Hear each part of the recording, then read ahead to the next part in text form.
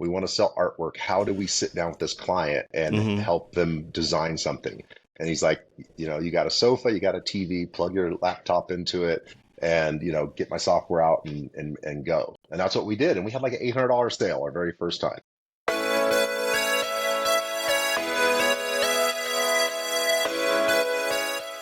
Welcome, friends. Welcome back to Success by Design with yours truly, Michael. And I am joined today by the amazing Jason Marino of Imagine Photography. Jason and Joanne are an amazing duo. Amazing. Experts in off-camera flash, experts in client experience, experts in just like helping clients get what they want. They photograph all things people, and we are here today just to chat with them. Jason, thank you for joining us. Thank you for having me. It's really early. I don't know whose idea this was, but I think we're doing it early. We're doing it early. Perfect. So, Jason, I would love for you just to tell us, how did you get started in the industry, and what led you down on this career path? Because I know you're in a small town, and really showing people that you can be successful in a small town. So yeah, let us know. Yeah, so basically, I met Joanne, my wife, back in 2005, and she was already a photographer and had been a photographer for at least a decade at that point. And I met her. And when we, got together and we're living together, she'd go out and shoot weddings on weekends, and I'd be at home just hanging out and not really paying attention to much of what she was doing with that. And then she started photographing some friends of mine's weddings. And I started watching her work and thought it was really fascinating and asked her if I could play with her little point and shoot at one of the weddings and follow behind her. And I kind of just got the bug really quickly. And that's how I personally got into it. And she's always had a love for it. And then she kind of just taught me, how to do it and how to be her partner. And around 2009, we made it something serious and took the next step to making it a real business. And the rest is history. I love it. And I love, especially when you said, I followed her around with a point and shoot. So many photographers are Yeah. like, what camera do I use? Do I need the latest gear? You're just like, I picked up a point and shoot and I was just going. Like, the best camera you have is the one in your hand. I love it. That's exactly right. And yeah, the other day on a local photographer group on Facebook here in our little town, somebody tagged me because a photographer said, "What lens do I need for a wedding?" And my response wasn't very politely broke it all down, but hey, if the first question you're asking is, "I got a wedding next week and what lens do I need?" I think that it's really important that you let people know that, manage their expectations. And it's time, you need to take 20 or 30 weddings as a second shooter just to kind of get a feel and start beginning to understand what's involved in weddings. So the lens is the last thing you need to be worrying about right now. You need to experience. I love it. And you know what? You just really just jumped into client experience and client expectations, because that's real. You probably see so many on all these Facebook groups. They're talking about, what camera do I use? What lens do I use? This is my first wedding. And I cringe. I just sit back and just like, ah. I hope these people know that you don't know what you're doing. Yeah, it's crazy because I look back even, going back, I don't know, probably to around 2015, I started feeling like I knew what I was doing. And so that's, 7, 8 years later, I started feeling like I knew what I was doing. And, I'm only comfortable in the last several years going, okay, I can look at something and know exactly what I want and do it, without much thought. But before it was a bit of a struggle. And so anytime I see somebody that's new and they get a camera for Christmas or something, I'm like, yes, please, I'm glad you want to be a photographer, but please don't do a disservice to people that are consuming photography on the client side by, not managing their expectations when you're new, and help them understand what they can expect from you so that they're not disappointed and look at the industry as a whole as being something that's cheap and disposable and just not quality. So where did this client focus and client centered philosophy come from? Andrew Funderburg. He is our guy. Like, we met Andrew in 2012, and he immediately like changed the way we think about our business. And when we found his software, it was Fundy Designer, and it was a little plugin that ran inside of Photoshop where you could like drop in designs for pages and stuff. And I think it even had like a blogger setup that could make blog posts with and arrange your pictures. And it was clunky, but it was great. Like Andrew was doing his thing. And the first time I met him, he was at Fearless Conference in Scottsdale in 2012. And I was going around to some of the booths, and we walked up to him, and he had a little, 30-inch high top table with a laptop sitting on it.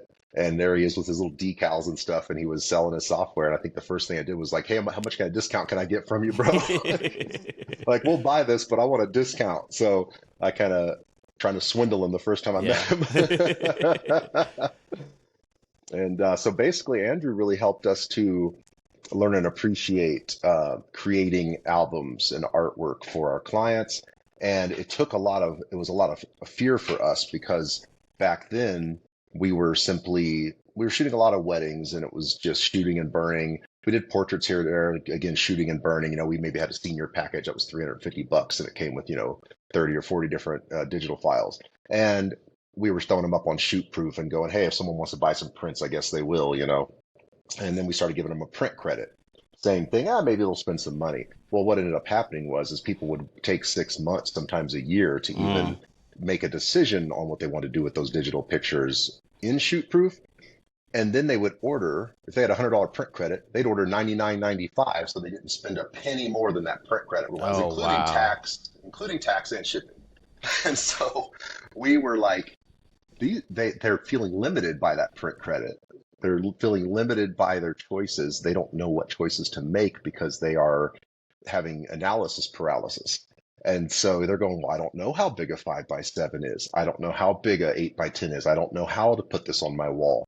And they were just lost and they weren't thrilled about it. And so we decided to make a change. And in 2015, Andrew said, we basically had an opportunity with a portrait client. We said, look, we're going to try to sell them something, some artwork, and really give them something to get from this. And I actually called Andrew the afternoon of that shoot. And I said, bro, I'm like, to give me some advice. Me and Joe got a shoot. We want to sell artwork. How do we sit down with this client and Hmm. help them design something? And he's like, you got a sofa, you got a TV, plug your laptop into it, and get my software out and go. And that's what we did. And we had like an $800 sale our very first time. Oh, beautiful. And the rest was history. So Yeah. yeah, And I love in your story, you talk about how growth does not happen in a vacuum. right. Like going, you said you met him at a conference and having these discussions and through networking, you were able to take some gems to apply to your business and literally change the trajectory. Because that's a huge leap from shoot and burn to selling your first album or your portrait. That's absolutely right. And it wasn't overnight, but having the tools and the people that you could reach out to and get advice from, then it felt like overnight because early 2015 or so, maybe it was 2016, as soon as we did that with the one person, we were immediately like, okay, this is how a business should run. This is how a photography business should run. And we never stopped from there. And it was scary because there were older clients who were like, I'm not spending $800 with you guys. I'm not spending $1,000. That's crazy. But then we had new clients that were spending $4,000 and $5,000. And this Hmm. was instant. This wasn't, oh, 6 months later. This is within weeks and days. Suddenly there was clients and they were spending $4,000 every time for wall art Hmm. and albums. And it was mind Hmm. blowing. So what happened? Because I would assume that it would have gradually gotten there, but you're like, we got new clients like relatively soon. So was it a change in your marketing? Like what was going on your end that you went from your first sale of 800 to your next sale of 4,000? Well, basically, it was taking the training and understanding and shifting the way we talked to clients when they even called our studio. Because we always got plenty of people ringing the phone or sending emails. But what we were doing when they called was saying, okay, so people, when you call us, this is how we work. This is what our studio focuses on. And if that's what you want, then we're going to be a great fit for you. Whereas before, the phone would ring, we'd be like, hey, oh, good, we got a client and let's anything they want, let's just take them. and Mm-hmm. and we really Mm-hmm. transitioned that into, hey, we are going to walk you through this and create an experience for you. You're going to get this and this from the end of this, and you're going to love it, and be prepared to get your credit card out, spend a lot of money, and have fun. And we said that to them, and we still say it. Mm-hmm. And they were like, okay, let's do it. And that kind of started spreading because people weren't doing that. Digital was the thing. You go back 8 years, digital. And everybody in the photography industry was saying, not everybody, but a lot of people were like, oh, no one wants to buy wall art. No one needs studios. No one wants prints. And here it is. 8 years later, we still have a studio and we're still doing this every day, and people love it. And our town's decorated with wall art and albums hanging up in people's homes. That's beautiful. I feel like this is like a masterclass on mindset, right? Because I don't that's know if where it's it a master starts. class. It's Yeah, like, yeah, you're like, hey, this little seed, and you plant it, and it really just grows into like, this is possible. And having that one sale, I feel like, and what I hear from you is like, this is possible. yeah. Let's tweak some stuff. Let's tweak the way that we talk to clients. Let's tweak our verbiage and a lot of things that people are trying to do but don't know how to do. And you guys just like nailed it. Yeah, and I mean, we had plenty of training and stuff like that after the fact. Like after that phone call with Andrew, there was a lot of conversations, there was classes, there was technique and refining things. But while we were doing it, we were still doing it. Mm-hmm. We were. I like to always reference this great movie from about 15, 20 years ago, probably 20 years ago now, called Boiler Room. It had Giovanni Ribisi and Vin Diesel and Ben Affleck in it. And it's a great movie. And if you haven't watched it, you should watch it. It's wild. And anyway, there's a great scene with Affleck, and he comes in and he's trying to motivate these stock traders that he's hiring, and he's telling them that they need to act as if. And he said, so you get a great suit, and you act as if you are that $1 million trader, even though you just started. Because if you act feeble and you act scared and you seem timid and intimidated and aren't sure of what you're doing when you're talking to your client, you're never going to close any sale or make any money. And so that Mm-hmm. always motivated me to act as if, fake it until you make it, and just do everything you got to do to make your clients feel comfortable and confident with you. I love it. So you talked to about your first sale. I would love to hear about either your biggest sale or your most memorable sale, and what, like, walk us through that experience of from your end, like how you felt and how you walked your clients through it to get to that point. Okay. Well, so our biggest sale to date was someone local here. And this was probably, man, this must have been 2017. And I think the biggest sales come from unexpected places usually, or unexpected clients where you're not really um, vetting them. We don't vet people and kind of try to figure out what they're going to spend, but you kind of do a little bit. And we were, it was a big family shoot. There was probably like there was like the grandparents, and then there was the mom, and then there was like the adult children. They had children, excuse me. And we were essentially photographing generational portraits for these people outdoors. Then they weren't anything incredibly, interesting or fancy or anything, just very standard. Hey, everybody line up, and, we'll do a few fun things off camera flash, like we do. And the mom who's, you have the grandparents, you have the mom in the middle, and then the younger people and their kids. But basically, mom was like, I'm going to sit down and order some art. And we sat down with her in our studio and pulled up the pictures and started ordering art. And we put together a collection, and it was a few grand, And she's like, yeah, cool. And then she's like, I'm like, all right, I'll add this to your cart for you, And then it was like, well, I want to do one of, my kid with their spouse and their kids. And then another one with my other kid and their spouse and their kids. Oh, and I want something for my mom who's, elderly. And before you know it, I think there's probably, 5 or 6 wall art collections, and it ended up being a little over $14,000. Oh, that's beautiful. Yeah, it You was know remarkable. what's lovely about that is you put that one thing together, right? And then she's like, "Oh, I want some more. I want some," like that unexpected, And that's Yep. always a great. Like I remember that first time I had that feeling. I was like, "Oh, you want to buy some more?" Oh, you got money. No, but well, the big thing is that we have to stay out of our clients' way when they want to spend money. We don't want our hand in their pocket in worried about their wallet, because it's not for us to do that. And you've never seen a car salesman go, no, no, no, no, no, no, no, don't buy this car, buy this cheap one instead. You know what I mean? And it's not a used car salesman dirty thing like that. It's very much just, if someone feels good spending money, let them do it. And my wife and I, we like spending money, and we're disappointed when someone tries to limit our options. We want what we want, and if we don't even know something exists, please tell us about the even better thing so we can Hmm. gauge if we want that too. Yeah. And you know what? And I talk to a lot of people about like paying attention to how we are as patrons, because that's a perfect example. Like you don't want to go into a store and people look at you like, oh, you can't afford this, Hmm. and if we give off that aura to our clients, that hurts to sell right there.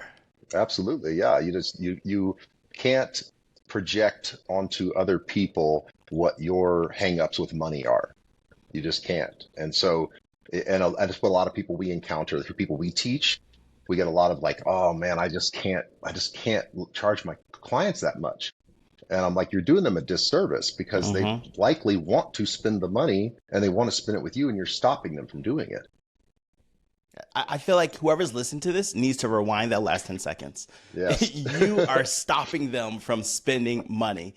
Get out of your own way and let them do it. Like, absolutely. I have more questions, but I feel like that's a hard stop. I love it. Time So out, rewind. so you talked about all of the success that you had with Fundy. Do you have a favorite feature that has helped improve your workflow or your productivity in your own sales process? Using Fundy specifically? Yes. Yeah, definitely. Do you want to retake that just so I don't ask that question? Or are you good? Oh no, no, go ahead, go ahead. All right. So basically, I think that the most powerful tool is emotion. And the one thing that sets a ton of emotion for our clients is the slideshow feature. Man, Mm, we use that slideshow at the start of every presentation for our clients.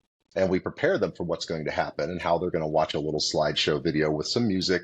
And inevitably, every time someone's got tears in their eyes. And that's whether it's a boudoir client who is seeing herself or himself on the wall and they're going, I have never I can't believe that's me. We hear that all the time. I can't believe that's me. And their tears are rolling. And we keep tissues. You go to our studio right now, there's a box of tissues sitting on the on the coffee table. And it's whether it's a senior and the parents are crying, whether it's the senior themselves, whether it's a family and a maternity, anything it is, generally that slideshow just really helps people feel something, and we feel it too, and we love that, and it's really genuine, and that helps people just really relax afterwards, and they're like, God, I feel so good about how this went. hmm. And I can So imagine that incorporating that slideshow has also built up the confidence in your own business. Like seeing people, they're just like yes, like you got me. You got our story. You photographed me beautiful. Because I know when I do slideshows, I see people crying. I'm just like, I did a great job. it does, it feels good. I always look over at Joe, and I've even seen her get emotional when we watch them, and we know maybe a parents getting teary-eyed, watching their senior, because we have kids and all of them have graduated from high school. Anyway, they're 20 to 24 years old. And so we've had them graduating and moving out of the house over the last 6 years, several of them. And so, she gets emotional about that. I get a little emotional about it, and it's cool to watch Joe because she's so genuine and such a genuine person that she'll sit next to our client, and they're both over there crying together. So it's a really beautiful thing. And yes, it makes you feel really good about what you've done for somebody when they feel that great about themselves. That's perfect. So, and I know you've seen Fundy has come out with a new app. Like, yes, we have Fundy, but now we have the social design app, which literally helps expedite your workflow on social media. And I know you said you've used it. I would love for you just to tell us about how it's helped you save time or increase your profits or increase your workflow. Share us with your thoughts about how you've used the social design app.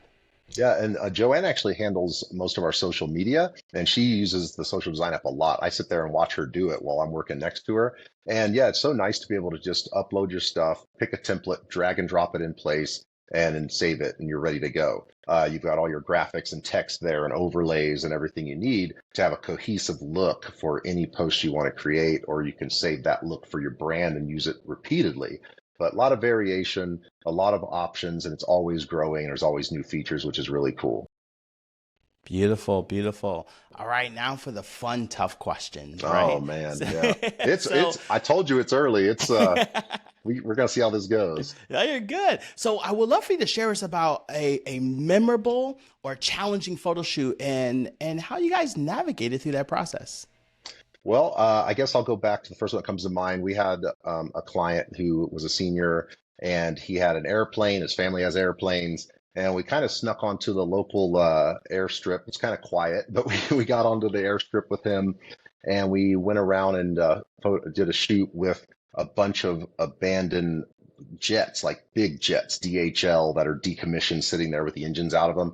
And we were climbing inside of the jets, down the aisles, in the big engine Wow. nacelle, the engine cover, and took photos of this kid like standing inside of these engine covers and inside the cockpit, these dismantled aircraft. That was really cool. And it wasn't so much that it was wild and crazy and dangerous. It was just more like we probably shouldn't be doing this, and I love that we are.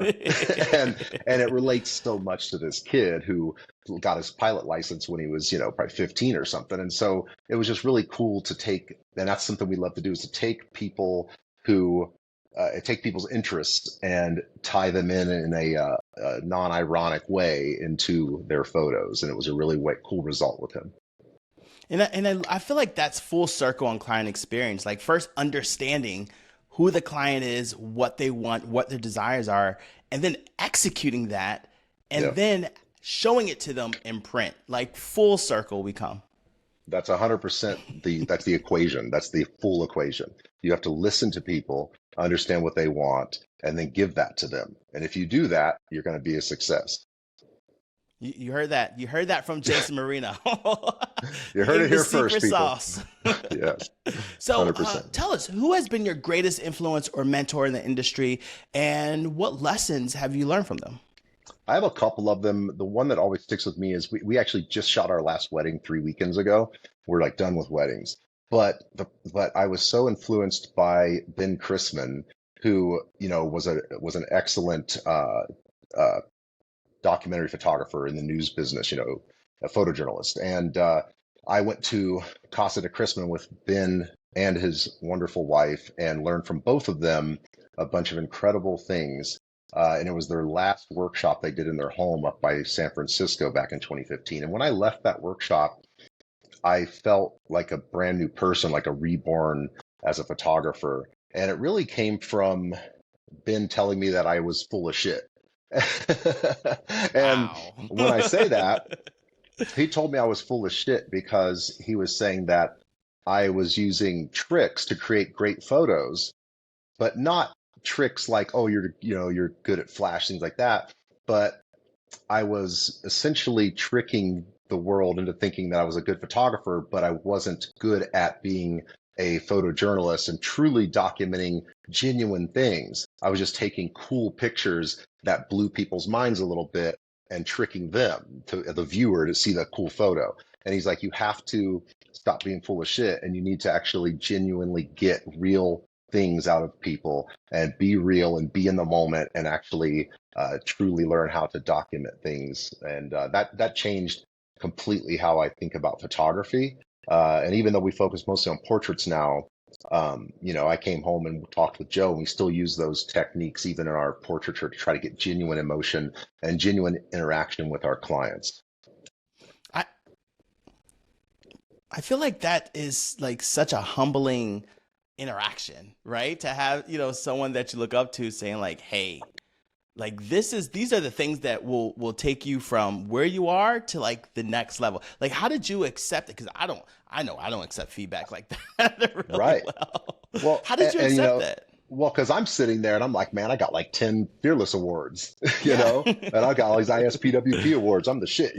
And my wife's like, amazing, we're great. And him saying that, it was like, okay, well, and I have an ego. I mean, of course, like I'm an entertainer. I've always had some kind of ego there, and it's probably part of my mental health struggles that have created that.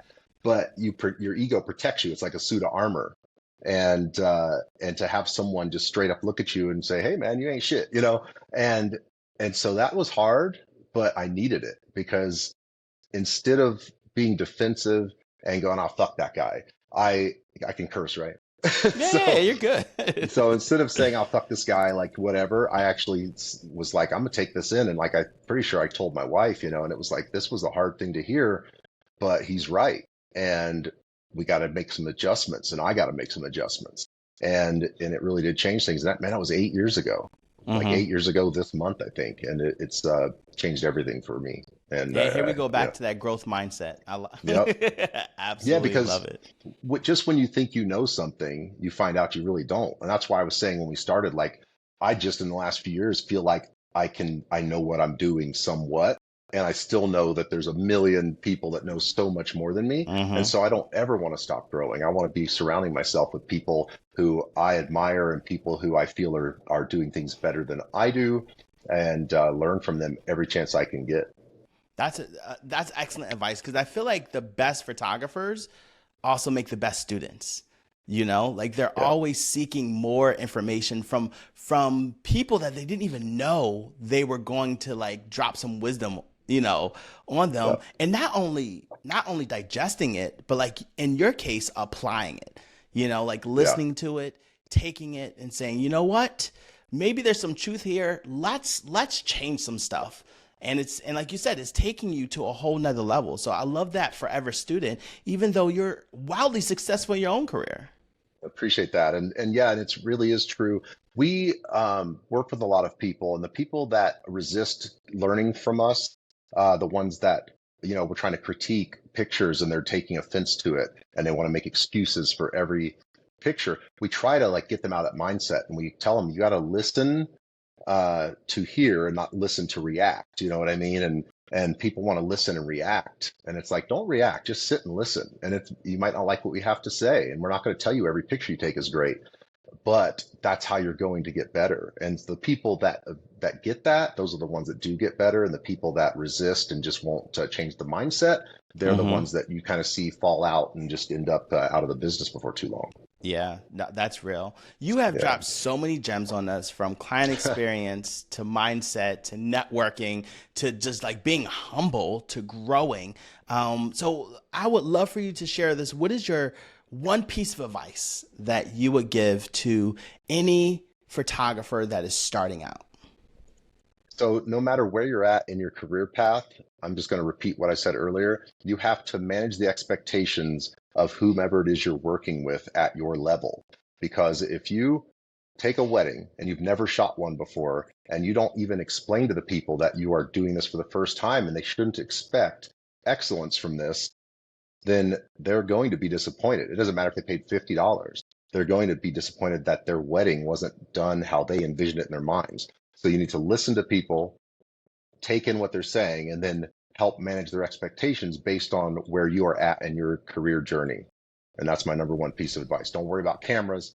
Don't worry about lights. Don't worry about any of that. Just first manage expectations. And then as you grow and you get better and you start generating some revenue, then you can worry about all the fancy stuff and toys and all the things that we might have sitting here that we don't frankly even need to take care of somebody the right way. That is gold. That is absolutely gold. I I'm love it. trying. So now we're into my favorite part of the segment, rapid fire. So again, these are going to be photography related questions, personal related questions. So just the first thing that comes to your mind, let it fire. Okay. So we'll start with the softball one. If your life was a story, what would it be titled?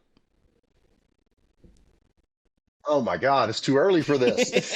That's what it would be titled. Oh my God, it's too early for this. Man, it would be some men are coming to kill us. We're gonna kill them first. Okay. What is your favorite lens to shoot with? I love shooting with a 35. Awesome. Awesome. What makes you laugh the most? My wife, she is the most deadpan, funny person you've ever met. She has the driest delivery and the greatest retorts. She cracks me up all the time, even if I don't tell her. Like, I don't want to give her the props, so I'll kind of hide it, but I'm secretly laughing inside constantly. What print product makes you the most money? Uh, that's gonna be that's got to be an album. It's got to be albums, absolutely. Awesome. Awesome. If you could win an Olympic gold medal, what would it be in? ADHD.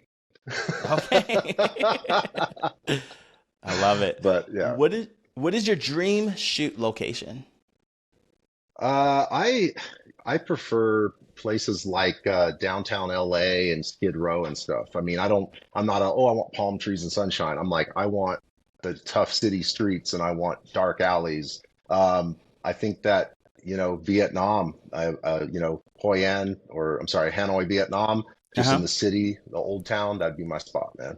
Got you. So just a few more. What is one thing in your career that you're most proud of? I'm most proud of my partnership with my wife. She is the thing that gives me the most focus, and she is the stability of everything we do.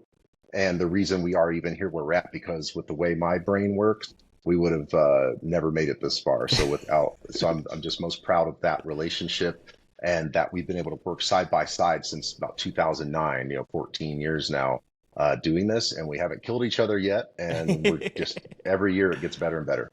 I love it. I feel like that's a perfect end to this segment, and just sharing the love with your wife and your journey and your business. I absolutely love it. Jason, I want to give you time, last few minutes, just to share anything that's on your heart about how people can find you, how people can work with you. The stage is yours. Okay. I wasn't prepared for this, but okay. Yeah, so you can find us. I'll tell you where to find us first on Instagram at it's Imagine Photo AZ. That's where we, post the most with our with Fundy using Fundy, and Joanne's always in there. As far as our website, we're rebuilding it right now, so I wouldn't worry about that. And we're always speaking. We're always making public appearances at all the big conferences. We've already booked for Sync next year. We're going to be teaching on seniors and sports, and I'll be in Florida, which I don't necessarily want to get into Florida, but we're gonna go to Florida next year, and I'm sure we'll be at Imaging USA like usual. We've already talked with some of our sponsors. We're gonna be out there, and we'll always be at WPPI. We're forever at WPPI, so you'll see us at those big conferences next year.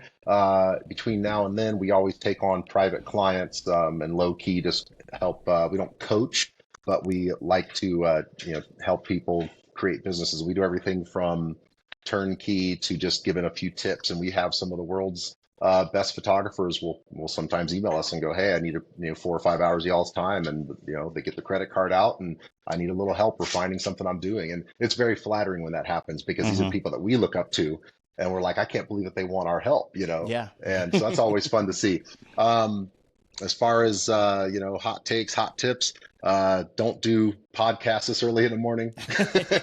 And but if you're going to do one, do this one because this is incredible. And Michael, you've been amazing, Oh, thank you. incredible interviewer. You're really good at it, and it's been a lot of fun. And yeah, I'm just living life. Everything's great. Kids are great. Have fun and take care of your mental health. That's number one thing.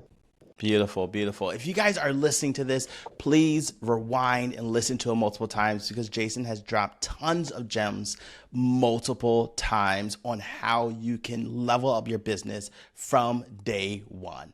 It's all about implementing these steps from day one and building upon it. And Jason, you just literally walked us through a masterclass of it. So thank you very much again. And I can't wait to hang out with you in person.